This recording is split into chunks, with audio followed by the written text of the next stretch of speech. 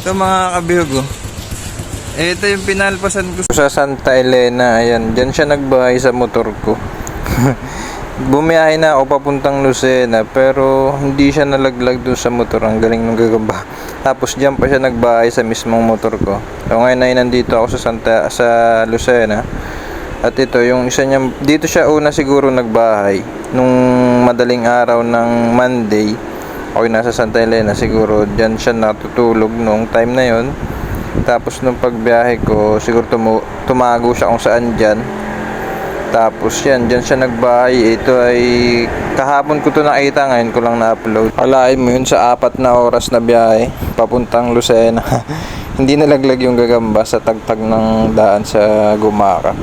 Hinahanap ko nga dito kasi baka meron pang iba kung saan siya tumulog dyan. Napakahusay na pagkakakapit.